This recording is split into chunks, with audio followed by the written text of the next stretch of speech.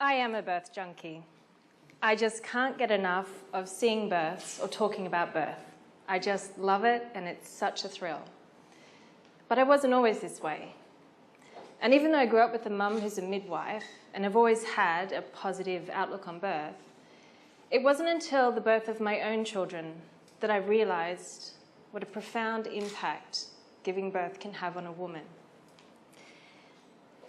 I got pregnant with twins, and at 22 weeks, my waters broke on one of my twins. My first birth was quite a traumatic experience and left me suffering from postnatal depression. After that experience, I became a birth advocate for others.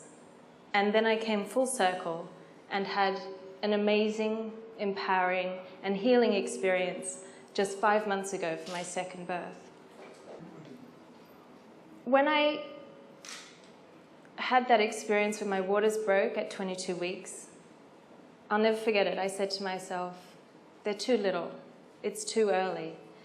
And the first thing I did was I rang my mum, and she said, get to a hospital. Now, my mum's not someone who panics very easily. When I was 12, I fell off a horse and broke and dislocated my shoulder, and she put me to bed with my arm in a tea towel and 2 Panadol because she knew the doctor wouldn't be in at the hospital for another couple of hours. So when she said get to a hospital, I knew it was serious. So I called my husband, I called an ambulance, and I was taken to hospital. When I got there, the doctors used words like deformity, termination, not viable, because a baby before 24 weeks gestation isn't considered viable. And so if I'd gone into labour and given birth then, they wouldn't have even tried to save them. So I had to make it to 24 weeks. And those were 2 extremely stressful weeks. But I made it to 24 weeks. I made it to 25 weeks. I made it all the way to 32 weeks. 10 weeks bed rest in a Hong Kong public hospital. 4 hourly temperature checks, daily blood tests, extremely limited visiting hours, was not the most pleasant of experiences. And a lot of people have asked me, how did you not go crazy? How did you do it 10 weeks in bed like that? And I said, it's because I had to want to be there. Because every day I stayed in there increased their chances of survival. And 10 weeks to the day, I went into labour. Ironically, even though they could have come at any moment, I was massively unprepared for giving birth and dealing with premature babies. Fortunately for me, the labour was quite straightforward. 12 hours, a vaginal birth with twins, which is very unusual.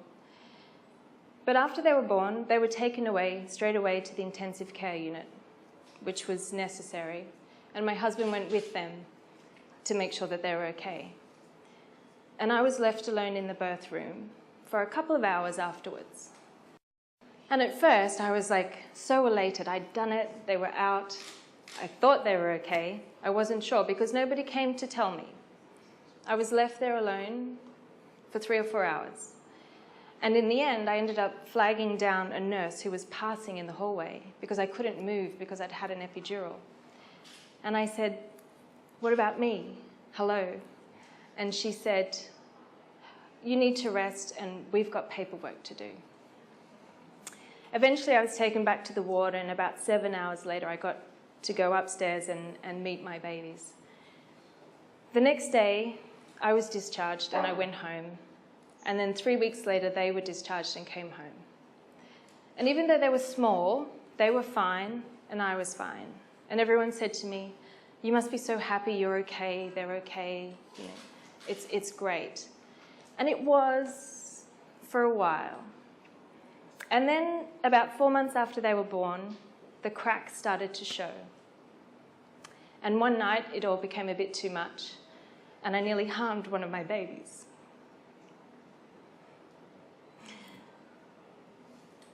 But I have a supportive husband, and I was able to hand him the baby.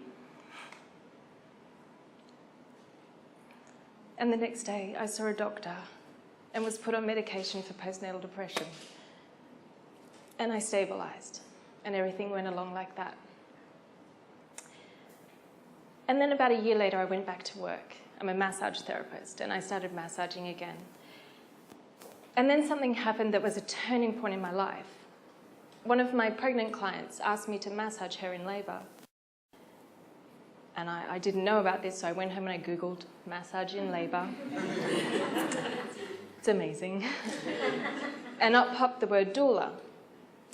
A doula is a non-medical support person, someone who supports couples, particularly a woman, emotionally and physically in labour. And I thought this was quite interesting. And so I mentioned it to my mum, and then she said, oh, well, you should look into teaching calm birth. And calm birth is an antenatal program that is designed to help couples prepare themselves for a joyful, positive birth experience. And the two seem to fit nicely together. And as part of my training to become a doula, I had to write a reflective essay on that previous birth experience.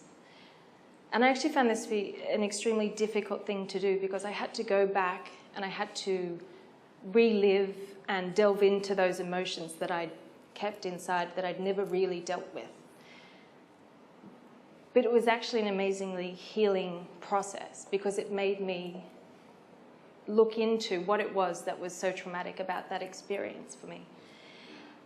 And I came to the conclusion that it wasn't really the 10 weeks on bed rest. It wasn't so much the fact that I'd had a premature birth, because those were things that were out of my control. They were necessary for the baby's survival. It was the little things, like being left alone in that birthing room by myself, not knowing if my babies were alive or dead. It was not being able to hold them for a week afterwards, even though the hospital saw fit to bath them and do other things with them. And so learning that, how something as simple as that could have affected me so much, really helped me in my job then. And I became so passionate about helping other couples and women avoid the same sort of experience. Just so unnecessary, these things that can affect a woman. And then, when I was ready emotionally to get pregnant again, took another 2 years of trying, 4 rounds of IVF, but we got pregnant. And I was determined this time that I was going to have a different experience. I had 2 priorities. I was going to have who I wanted with me in the birthing room, because my mum hadn't been allowed to be with me the last time. And no one was going to take my baby away from me afterwards unless it was absolutely necessary. So I decided on a home birth. The first reaction I got from people when I said I'm going to have a home birth is, isn't that illegal? Or isn't that dangerous? Now, it's not illegal in Hong Kong. And home birth is actually as safe as a hospital birth in a low-risk woman. But what I had to do was I had to convince a few people. So I had to convince my husband that it was a safe option. I even had to convince my mum, whose idea it was in the first place. And I also had to convince myself. Because when you are faced with that much negativity around something that you're planning to do, it's very hard to stay positive in the face of that. And so I kept working on it, and I'm so glad I did, because 5 months ago, I gave birth at home to a beautiful little girl. And it really was one of the most unforgettable experiences. Not the easiest of labours, but I would do it again and again if I could. The difference between the two is so subtle that I can't explain it, and also so vast that I can't explain it. And if I hadn't had that traumatic first experience, I certainly wouldn't be as passionate about doing what I'm doing now. And I'm sure that I wouldn't have looked for that amazing second experience. I wouldn't have tried my hardest to create something so amazing. Giving birth is a life-changing event.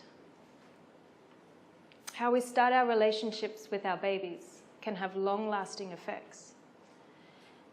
And the emotional aspect of birth should not be overlooked. It's so important. And if I had one wish, it would be that all women could have the chance to experience the type of birth I did second time round. A birth where she feels safe, supported, empowered, but above all, respected.